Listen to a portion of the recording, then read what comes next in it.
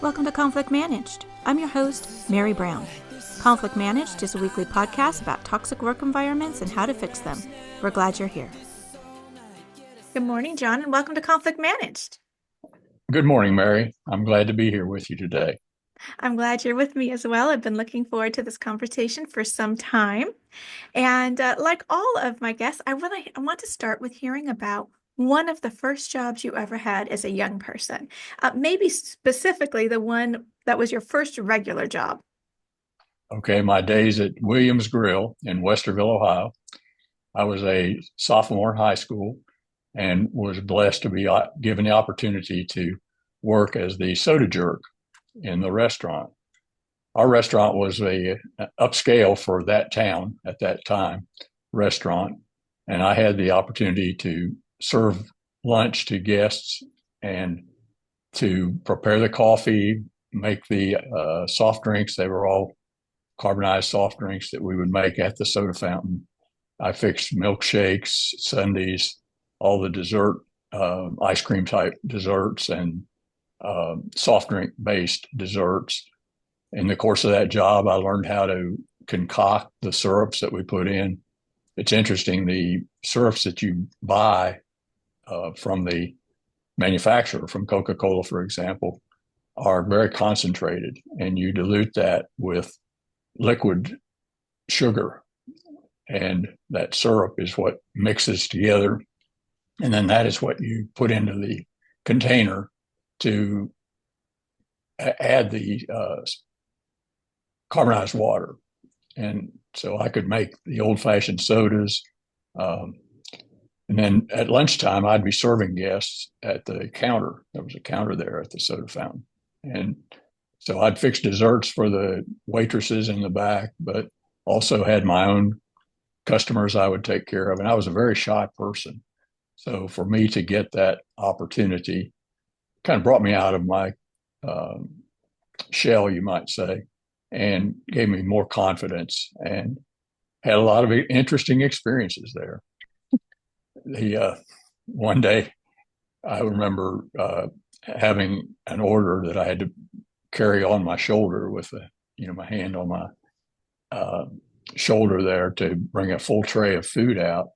And the restaurant had an indoor for the kitchen and then an outdoor. They were just swinging doors that were full-size doors.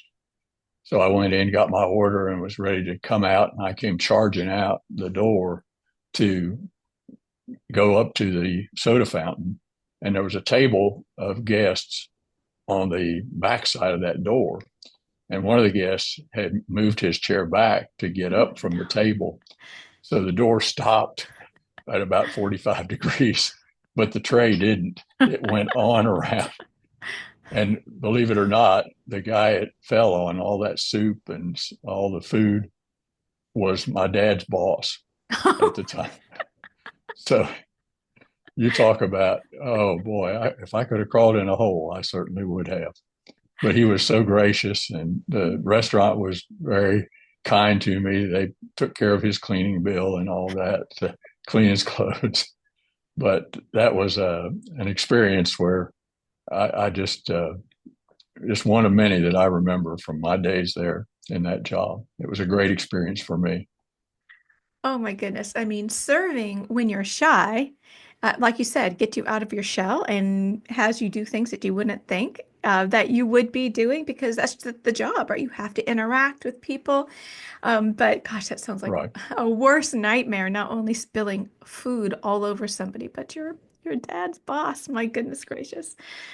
But how Yeah. lovely that they treated you so well. I mean, obviously it could have gone the opposite way. You could have Yes. been yelled at and fired and humiliated, but they chose to do something else. Yes. And I remember very distinctly one of the fellows who would come in as a regular for coffee. Usually the coffee people were in there in the afternoon or in the evening after dinner. And this one fellow was an osteopath, and he had a cup of coffee, which I believe at that time was a nickel. And he left me a 50-cent tip. And that just really, really struck me. I was so taken by that. So that was, again, an opportunity for him to affirm me and give me some confidence. Mm. And I still remember it. I love that you said that because, when we have these different opportunities to develop and have confidence, or whatever the opportunity is, sometimes we don't see it, right? And so, Right. so much of any job is what we're paying attention to because you could have said, you know what? I really deserved that tip. I have been working hard and I deserve it. Or the opposite. I was seen. This person saw me. This person was generous to me. They didn't have to be, right? And Yeah. so it's so interesting. The experiences that we have at work, it's not so much necessarily what happened, but what we think happened and how we're responding to it. That's Yes, that's wonderful. true. And I like That's that you true. talked about being a sports writer and how it started with your sports writing career. If you could tell us how it started and then sort of how it ended. And I think that's a wonderful story of development in a job and being developed by the people you work with. Well, I had been on the football team, but not a player. I was never a good athlete. And so had done that for 3 years in high school. And I felt like I wasn't going to do it a fourth year and get a letter just because I'd done it 4 years without ever really performing. So I don't recall how I learned of the opportunity to do the sports writing, but that was an opportunity that existed. We had a daily paper in or excuse me, a weekly paper in our town called the Public Opinion, and the editor hired me to write stories. And if I remember right, I got maybe $1 a story back then. And so he had me write the story and submit it to him, and that acquainted me with deadlines and um, finding different ways to say the same thing. And so the first story I wrote, I labored over and just struggled after the game to write it up and turned it in. And that next Thursday, the paper came out, and there it was, my byline on the story. And I don't think there was a word or sentence in there that I had written. He had taken what I had and recomposed it. But that continued with me catching on a little bit as time went on. And by the end of the season, or the year rather, I covered football, basketball, the track team, the golf team.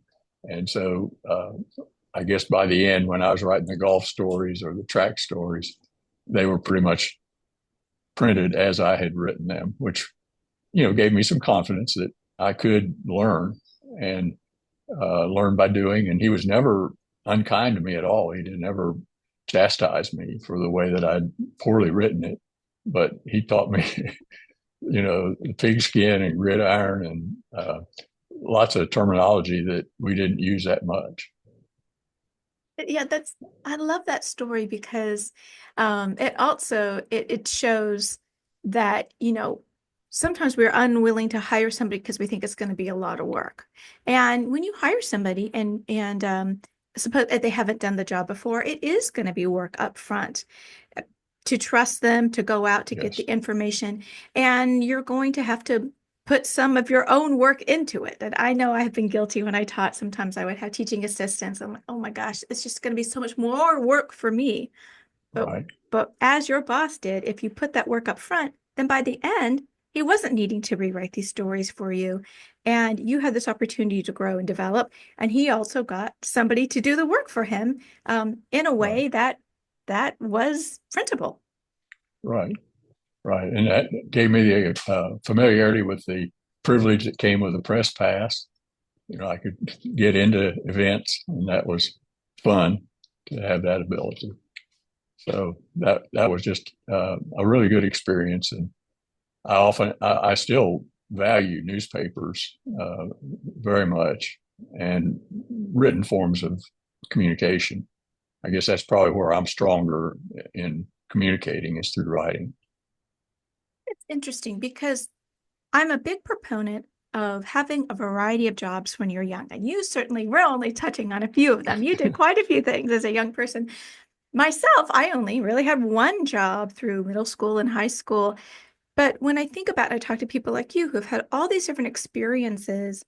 You get this window into life and into these different sorts of ways, so you have this really specific window into what it means to run a newspaper, what goes into the stories, the editorials, an insight that those of us who just read the newspaper, of course, we know about newspapers, but you just feel differently when you have worked fast food versus never working fast food. If you've sold cars versus never selling cars, been in the military, never been in the military.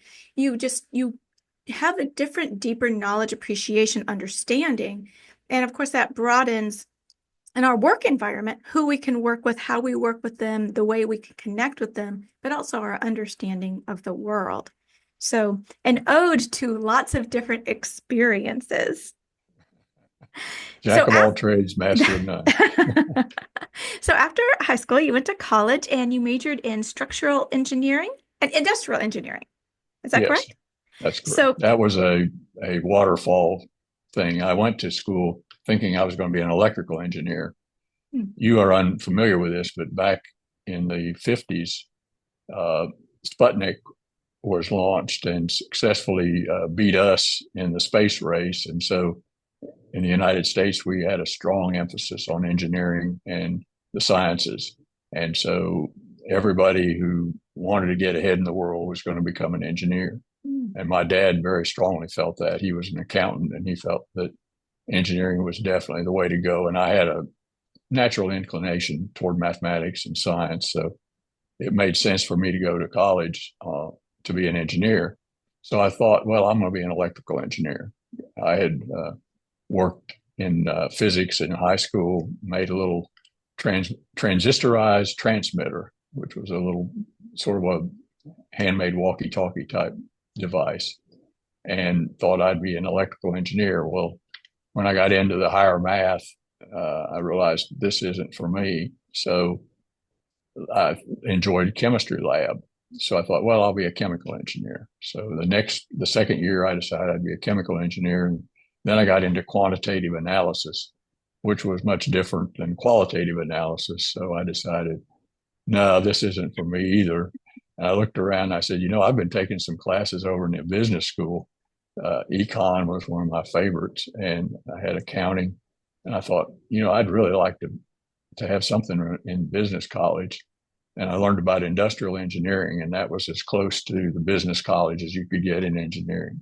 So my last year there, I was involved with the industrial engineering, and we had a laboratory where we would machine items and had some pretty high tech machinery for the time.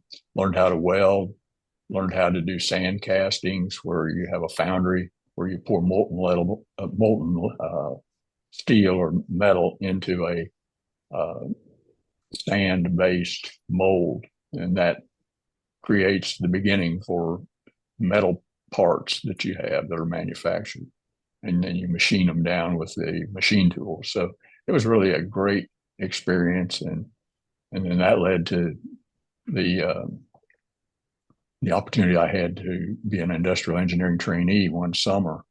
I got the job to go to Flint, Michigan, and I spent that summer in Flint walking around behind the industrial engineers and watching what they did with time and motion studies and different things like that in a corrugated box factory. So that gave me a lot of background there. So anyway, that was my engineering experience. I left without a degree at the end of my 10th quarter, which was 3 1/3 years. And my father had lost his job, and I was working full time at a manufacturer there in Columbus and going to school full time, and it just didn't work out. So I felt like I needed to take a break. So I went to Tennessee, where my family was then. They had moved while I was in college. and then you found your way to law school. Why law school? Well, my dad's father, had been an attorney in Marion, Ohio, and he had been successful, a successful trial attorney, but died at a very young age. He was probably in his 50s, maybe, when he passed away from from throat cancer. And so I never met him and didn't know anything about him, but that was a part of the lore in our family. And that last year that I was at Ohio State, I had a girlfriend who sort of encouraged me to think about law. She was aware of the struggle I was having, adapt into the engineering and the wanting the business as a part of it. If she hadn't given me that encouragement, I don't know that I would have even taken the law school admission test. But Mm. anyway, I learned about the law school admission test when I was in Jackson, Tennessee, and went ahead and took it. And fortunately, did well enough that I got letters from the area schools asking if I'd be interested. And I remember laughingly getting a letter from Vanderbilt, and I said, I don't even have a degree. You surely don't want me. And so I didn't hear any more from Vanderbilt, but Memphis State was just getting their law school started. This was the second year that their law school was in operation. So I was in the second class that went through all 3 years at the Memphis State campus. And when I applied and they accepted me, I thought, well, I'll go ahead and go for it. So I kind of backed into it, to be honest with you. It wasn't a passion from childhood or anything. Even though I always had loved government, I'd been selected to go to Boys State, and I really found that a fascinating experience and had always been intrigued by politics and government. My grandfather had been a Republican state committeeman and state committee chair, I think, in Ohio. So he had been pretty prominent in Republican politics in the state of Ohio. So that had always been sort of in the back of my mind. And I've got his picture at my office. It hangs on the wall, even though I never met him. It is so interesting, listeners, if you think about where you are right now, and I think about the job that I have right now and how we ended up wherever we are, right? And because it was suggested, well, what about law school? What about taking this test? And you did, and you have these other things in the background. You spend over 50 years and you are still practicing law, right? And so, Yes. we think about the serendipity and how one little decision, one person in my life Right. says, have you heard of Western Kentucky University? And I lived in California, and I'm like, I don't know. Do I want to go to graduate school out there? Well, and I did. And then I met my husband, a couple of weeks later, and I've been married. It'll be 30 years this summer. It's so interesting, these little decisions, or when somebody sees something in us, right? Or they know this piece of information, they give it to us, how it can just really form the trajectory of our life. I agree. Yeah. I certainly do. And I see so many of those in my background. I'm very grateful. So when you look at the history of being a lawyer, of running your own firm, working for others, and all the other jobs you have had, can you tell us about a mentor you've had when it comes to the world of work and um, maybe a boss or a colleague and how they mentored you along or advice they gave you? I was so blessed when I came to Union City. Um, I I ended up with a lawyer who was probably he's 10 years older than I am, I think. And he was very kind to me and gave me a good start. And I'm eternally grateful to Bill Strickland for giving me that beginning. But the entire bar, Bryan County, had been very, very helpful to me. The first man that I met when I came to town looking for a job had referred me to Mr. Strickland because I'd gone to the law firm that had been suggested to me as a beginning point to start. After I left Mr. Strickland, I went to the American Legion building and opened my own practice. That was after being here about a year and a half. And when I did that, I was across the hall from two prominent attorneys. And they were people who were very influential in my career. Mr. Miles referred me to a client who led to my getting involved in agricultural law, which became a major part of my law practice. That I was very privileged to have that opportunity. And Mr. Hudgens across the hall also had taken me under his wing, you might say, and guided me. And then he passed away. So I ended up, in a sense, purchasing his practice at a very favorable arrangement for myself. And through that, I got to meet his personal representative, the executor of his estate, who was another lawyer who wasn't an active practicing lawyer. And he was very, very kind to me through the years. And so I just, whenever I can encourage a young lawyer or a young person in any field, I feel that can be so important in their development. And I really appreciate so much the confidence they showed in me. And um, it was just a blessing to me. And I don't devalue, I mean, I don't discount it at all. I'm here because I'm standing on other people's shoulders. Yeah, um, for a very long time, at time immemorial, we think about the apprentice, right? The apprentice studies under the master and these really codified ways of mentoring and paying it forward, right? We want society to continue, we want a profession to continue and to grow and develop, then we have to Yes. pour into the person. I think in some way, and some of that has obviously been lost in the sense that you go to school and you have teachers in that way, but then you're just sort of out in the world, you're out on your own. And so it's up to us as adults, as professionals, to look out and see people who are on their way up and to reach out to them because many times they don't know what they don't know. Obviously, they don't know about certain kinds of resources or how things work here. Like sometimes just giving that new professional this insight of, oh, you move to this area and this is sort of the lay of the land, or helping people be good colleagues to one another and what Yes. that looks like. And so it is so interesting to me, that just you talk to just about anybody and they're going to say who's a professional. It wasn't all me. It was because of this person saw me and this person said this to me and having those resources. And so it is it to be that for others, but then also to seek that out for yourself, right? We don't need to bootstrap life, whether it's at work or at home in our community, to really find those resources because so many people want to help. Um, so being the helper, but also seeking assistance so that you can progress in your career. Yes. And that's for a person who grew up in Central Ohio in the 40s and 50s. Uh, Seeking help was kind of a sign of weakness Mm. because we were taught to be independent, rugged, uh, make it on your own, and don't ask anybody to do anything. And that's been a hard lesson for me to learn. But when I recognize it, I try to check it.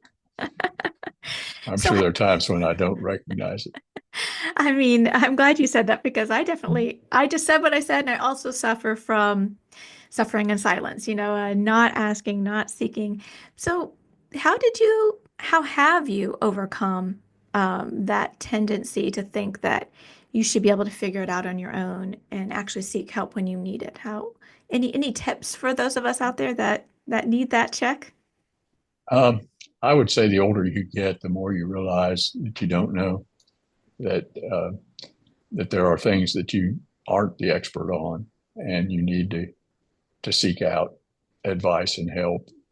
I'm um, One of my counselors is my grandson, and he'll guide me sometimes in things that I need to be receiving guidance, particularly when it comes to technology and applications of technology to my practice. He's somewhat familiar with our practice. He worked during his college time. He would come over and work some in our office, and so he's familiar with our operation. And uh, I value what his input is and what his suggestions are.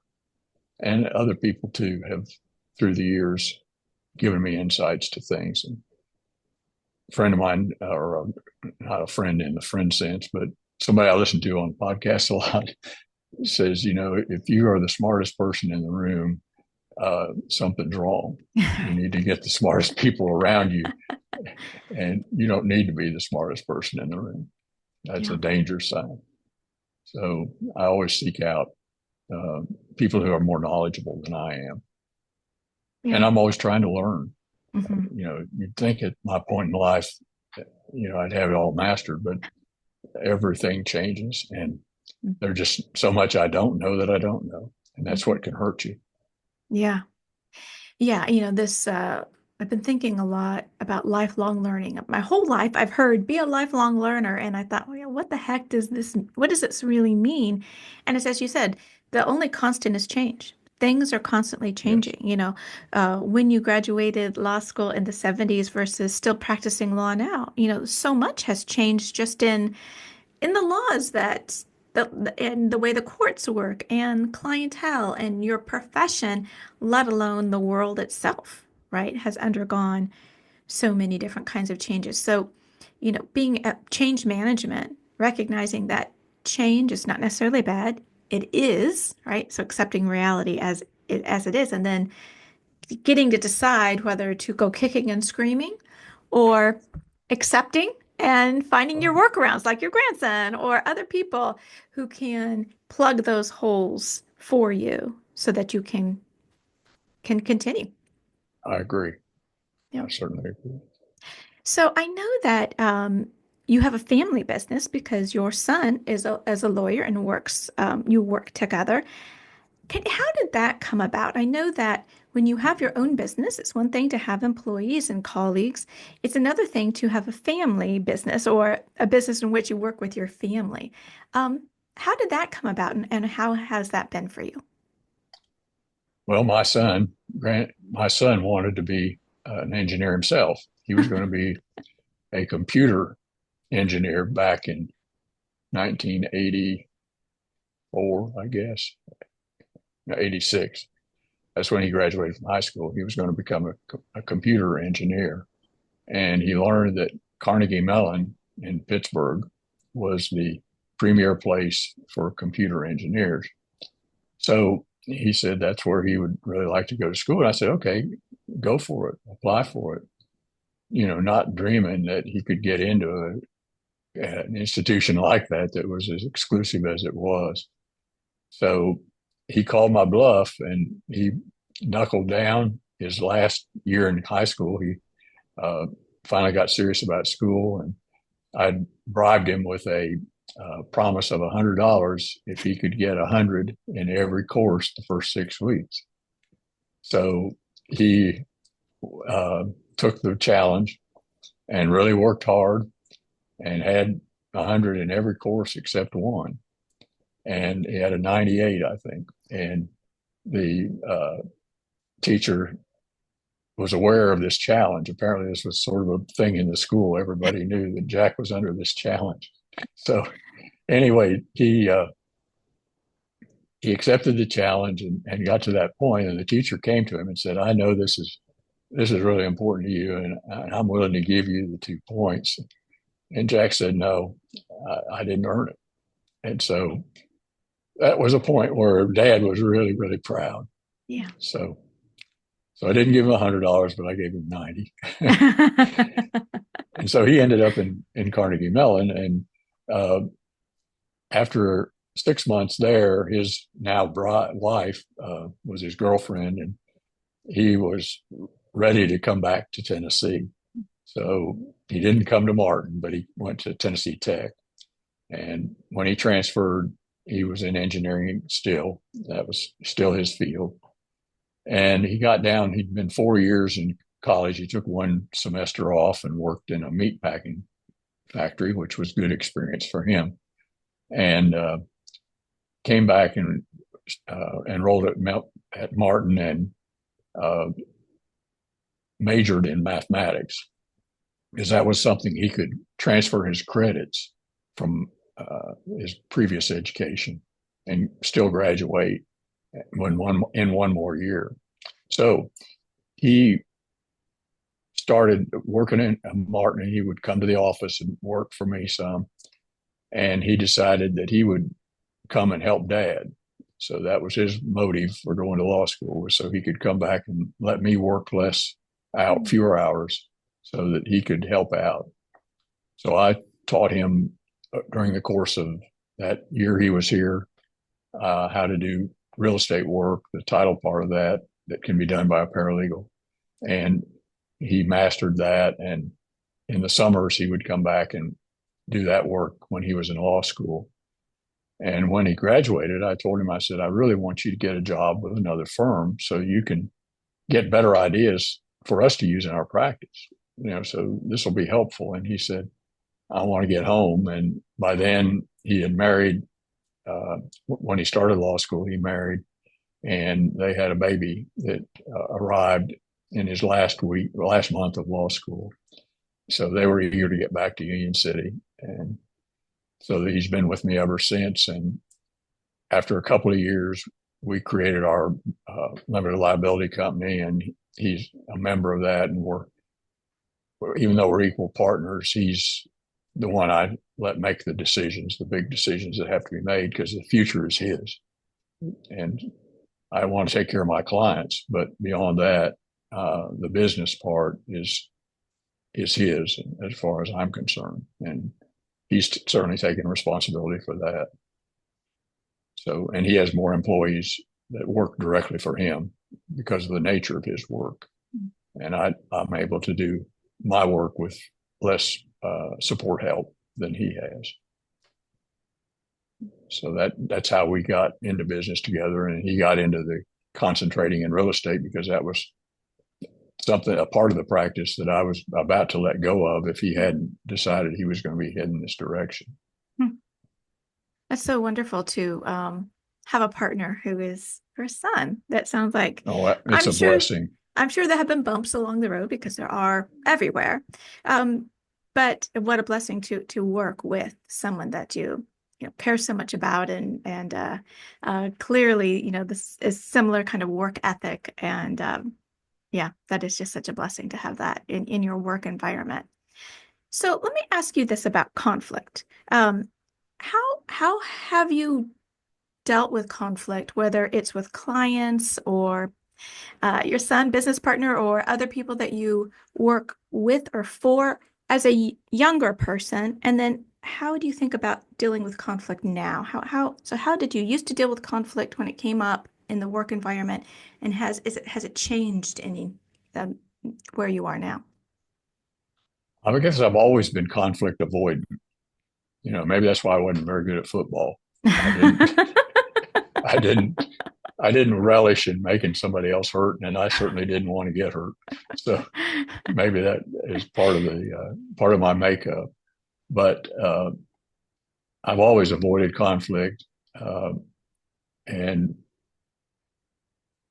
in dealing with it now, I guess I try to see the conflict as a problem, and then I ask myself, okay, this problem, let's let it be represented by a circle, a pie, and what slice of this pie is mine? Where am I messing up? What have I done? And what do I need to address? And Jesus said to look for the log in your own eye before you start dealing with the speck in someone else's. And that's been more or less my guiding thought, is what can I do? And typically when I analyze things that way, there are things I need to take care of first before I can go deal with conflict and that's created by someone not living up to my expectations. Let's put it that way. Mm-hmm. Now, as far as my business is concerned, my clients, in a representation, your client is on your side of the table. The only time it gets to be a conflict is when there's either I've not fulfilled what he expected me to do, or there's a dispute about compensation. Mm-hmm. And I've always tried to work those out in a way that they feel that they haven't been taken advantage of. That's the last thing I want to do, is have anyone feel that I've used my position to take advantage of them. But in my business, in helping people with businesses, forming businesses, I've always tried to keep them out of court. My advice is always designed to do what's necessary so we don't have conflict. So when we design companies, we want to have what I call a prenup in the company agreement so that it deals with what happens if we don't agree with each other. How do we handle this conflict without having to come to blows and ruin our friendship over it? And I feel like that's a key part of what I do is keep my clients out of court. When people ask me questions about litigation and trials and things like that, I say, you don't want me for your trial lawyer. I wouldn't represent myself in court. So I that's love so much of what you said. I want to go back to the thinking of the circle, and I think of it the same way I think of a pie, right? And it's a wonderful de-escalation technique because when somebody else we're in a conflict with somebody else, we tend to think it's all them. But as soon as we start to think about, okay, well, what is my part? And I love that you said expectations, right? So a lot, and insofar as we're not talking about a crime being committed against you, especially if we're talking about something at work, it's we have this misalignment of expectations, right? And who's to blame? Whose fault is it? That is something to be considered. But first, if I start to think, okay, what is my part? And even if it's a little tiny sliver, I've now started to think about, okay, I am, this is about me and this other person or people in this relationship. And I can look at what my part is. And my part simply could be, this is my expectation. Clearly, it's not their expectation. So maybe I didn't articulate, or I didn't articulate, if you don't meet this expectation, this is going to be my response, right? And so it it's very hard when somebody is has caused you pain or is actively causing you pain to think about the pain that I am, right? yeah. How I've gotten in this situation, how it's been perpetuated, how I actually am a player in this. But that is such a great technique to, as you said in the beginning, see it as a problem. And there's a time to feel your feelings and there's a time to dissociate and look at it objectively, but it's very, very hard to do. And it's certainly hard to do on your own, but to look at it as this problem. What is going on? What are the parts?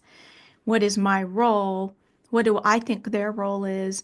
And I feel like when people think about having a difficult conversation, they think, Mary, that's not possible. Well, it's not possible until you do these steps and work on yourself.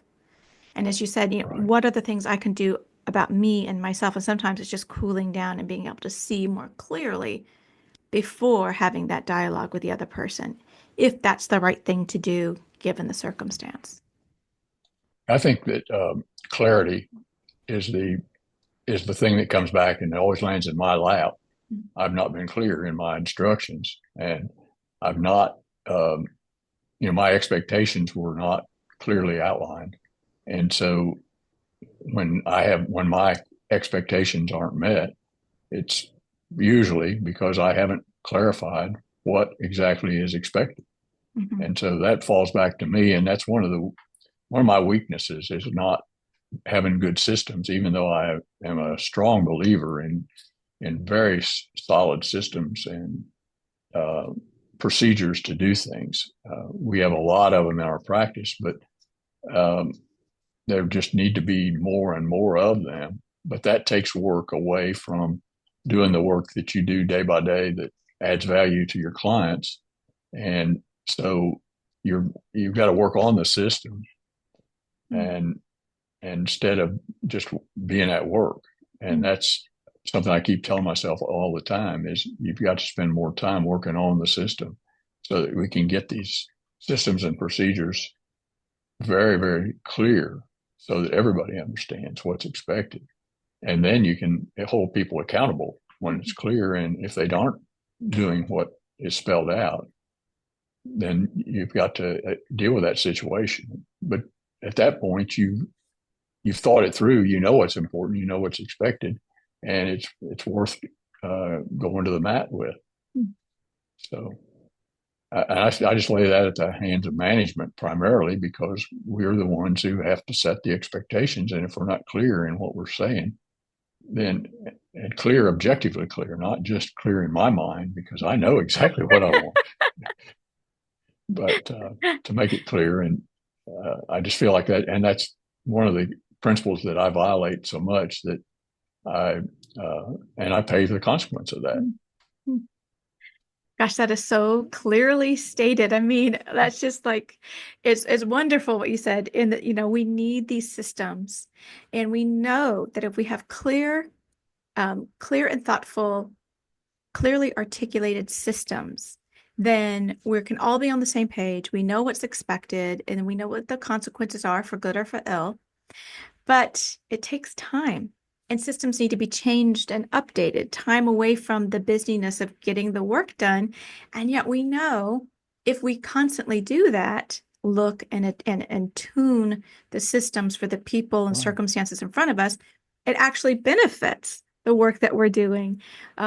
Because it always takes cleanup is always more costly, more timely, takes more time than the preventative, than if you didn't have to clean that up. Right. Absolutely. That's it. So, John, You know, I'm one ready. one Oh, go area ahead. about Yes. expectations I was going to share with you Mhm. since you've been married 30 years. I was married 45 years, I guess, before I learned this principle that in marriage, you don't need to have any expectations. And the principle is this: if you have a contract with a bank and to pay a mortgage, how often do they send you a card saying, "Oh, thank you so much for sending your payment. You've been on time. You've been on time 10 times in a row. Thank you so much." It doesn't happen. So in marriage, you can't really have those expectations and put them on your spouse because there's no gratitude in that, because everything that you get in the way of service from your spouse is just meeting the contract. You've just met the deal. You've done the deal. What's special about that? But if you can have in your marriage no expectations, then every single thing that you get is a gift, and you feel so grateful. And it really, really made a difference in my life when I adopted that principle and learned it and then adopted it. And so that's an aside that's Yeah. you may want to cut from this interview. But anyway, I wanted to No. share that because I think it's a really valuable lesson because a marriage is different from a business. Mhm. But there's something that's very powerful about expectations. So much unnecessary conflict is because I have this expectation and you're not living up to it. Right. Now, it's not bad. I mean, it's actually really good to have high standards, and we want our colleagues to be professional. We want to do good business. We want to live, so we should have standards for one another. I'm sure that that's not right. That's not what we're talking about. But when we have misaligned expectations, um, when we are trying to get something out of somebody that they ought not be supplying to us, or um, is is not what they think is going on. And as you said, it can be very freeing, right? If I don't need this from you, I'm free just to enjoy you. I'm free just to be with you. Um, and I think that's really lovely. So, John, I'm writing this book right now on generation gaps, and uh, the kind of two sides I hear at work is I continually, it's almost like on a replay, I hear from older generations the lack of work ethic. These people just don't want to work. They have a terrible work ethic. And then I hear from younger people, these people in older generations, they are out of touch. They don't know how to open or convert a PDF. They are just so out of touch. They don't know what things cost. And so there's this, I think, largely manufactured generation war going on. So, and what you said, I think articulating expectations is a way to one of the answers, antidotes to work through this. Now, what do you see about, because you've been at work for a very long time, what do you see about the changing landscape and these so-called generation wars at work? I feel like to a great extent, our society is prolonging adolescence. Uh, Adolescence used to end when you graduated from high school, but now we are enabling our children through through college, and a lot of times after college, they are still being enabled and indulged, and so their their frame of mind is, you know, I'm here, I'm entitled. When you get to the workforce, it's not true across the board. There are lots of exceptions, but if you're if the employer is there to take care of your needs and make sure everything's comfortable and easy and smooth, then that's an unrealistic expectation of the employer. I've been very fortunate in the people that I've dealt with and that we've had as young people working in our practice. They've all been outstanding young people, and they'll do the job. They'll do what we ask them to do and do it without complaint. Sometimes they multitask. We have uh, employees that sometimes their job is what I would consider kind of repetitive and sort of dulling, because that's the kind of work that we need to have done. It just has to be done by somebody. Mhm. And rather than outsource it, we choose to employ people and let them come in and do it. So they're listening to a video or a song, or they're watching a movie while they're doing this work that doesn't require that close attention. And that doesn't bother me, because I think back to when I was in my first summer after law school. I got a job with the General Sessions Court clerk in Shelby County, and my job was microfilming the court records. And you talk about a boring job, just feeding this, unfolding these papers and straightening them out and feeding them through a platen that would make the copy or the print. And so uh, I decided I was going to memorize the Declaration of Independence and or the preamble to the Constitution or something like that, and I would spend that time that was idle time uh, trying to do that in my background. So I didn't have a Walkman or a iPhone or anything like that back then. So I was doing this in my mind, but I can understand, having a boring job and just wanting to multitask so you can get something else done. I do my exercises every day, and I listen to podcasts. And in preparation for our talk, I listened to one of yours, and I thought, I listened to it at 2.2 speed so that I can get more in. And then I thought, if I'm going to be talking with Mary on video, I need to hear what it sounds like in real time, not 2.2, because I was overwhelmed at how fast the information got shared when it's at 2.2 speed. So I don't know if I've answered the question or just danced around it. Actually, I really love it because you started with something that I think largely has gotten lost in this discussion, which is culture shift, right?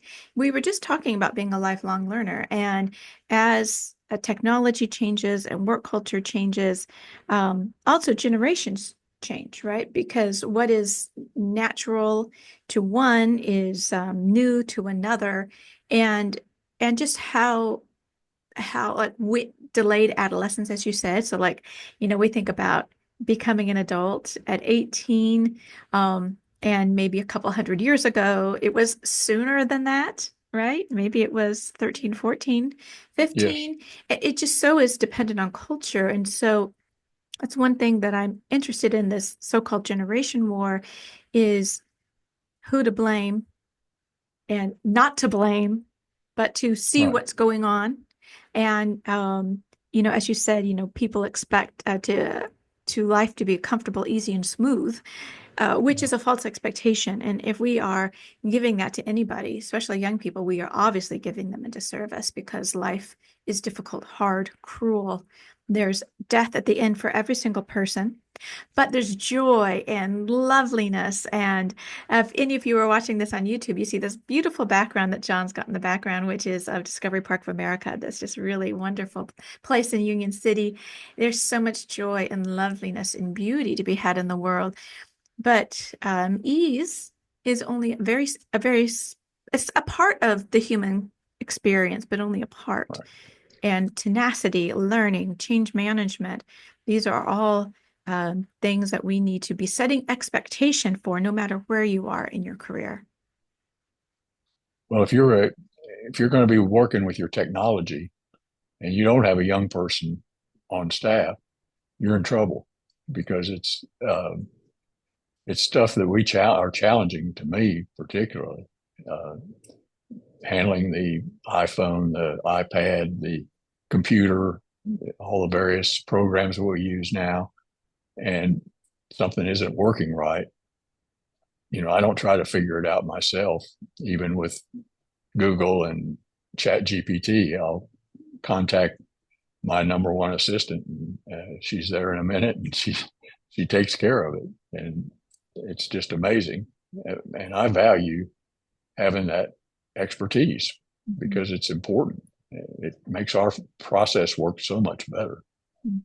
I love that. I value what this other person brings to the table. And I think we can change the narrative away from people don't want to work that bad work ethic to, well, what do they excel at? How can we learn from each other? What are the expectations that we need to reset maybe for this particular person in this particular job? Um, but the more we, the more every worker, no matter where they are at their age, being seen as a valuable employee, a valuable Yes, person with something to give, something to contribute, something to learn. Um, but the more we just see people at different stages, and but how they contribute to the whole, I think is very valuable in moving forward and allowing everyone to be gainfully employed, but more than that, having a place for everybody instead of vilifying based on age. right. One thing that we have had experience with recently is what I call boomerang employees. Mm. And my feeling is that if the job I have to offer a person, is not the best fit for them, and it's not good for them, then what can we do to get you in a job that you will like? Where can we find work for you that will work? And although these boomerang employees have not been in that category, uh, they've been people that we really value and want to keep, but they've become our most valuable people, or some of our most valuable people.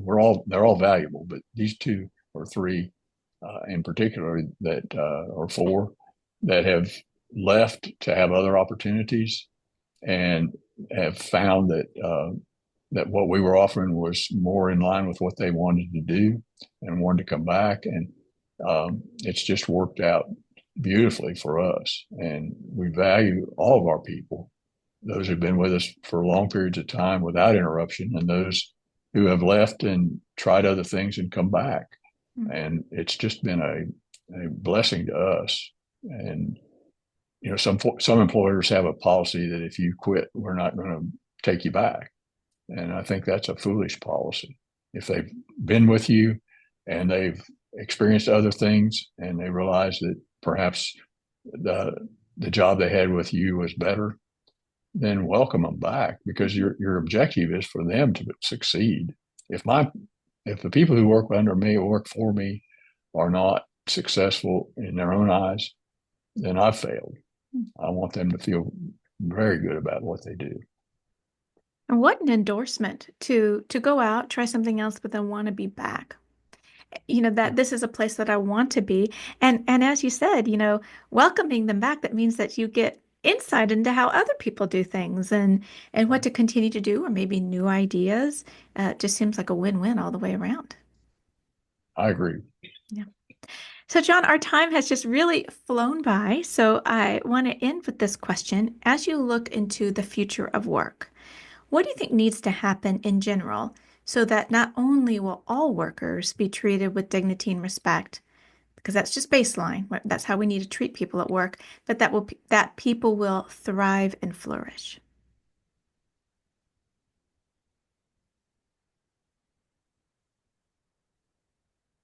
I would say that we need to see each other, the employer, employee, the co-worker, as valuable individuals created by God with a unique life purpose. And to the extent that we can facilitate their fulfillment of that calling, we will be rewarded. And certainly our team and our organization will thrive and flourish when our people thrive and flourish and feel like they are doing meaningful work that is in line with their values and it's serving a purpose beyond themselves in our society. It's, I hadn't really thought that question through. I don't think you had that in the list of ones to think about, but that's off the top of my head. That's what I would say. Well, I think it's a perfect answer because insofar as we want people-centered work environments, that means that we need to invest in our people so that they can do good work, right? If you want Yes. someone to do good work, but you put them in an environment where they have to fight tooth and claw against other colleagues or they feel uncared for, unseen, their basic needs are not being met, what are you going to get out of them? So it doesn't make any sense Right. organizationally. But more importantly, what you were saying, it's not how we treat people. That's not how you treat another human person, right?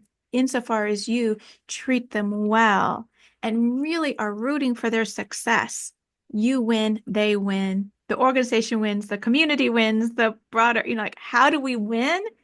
It's by really being cheerleaders for others, really wanting their good.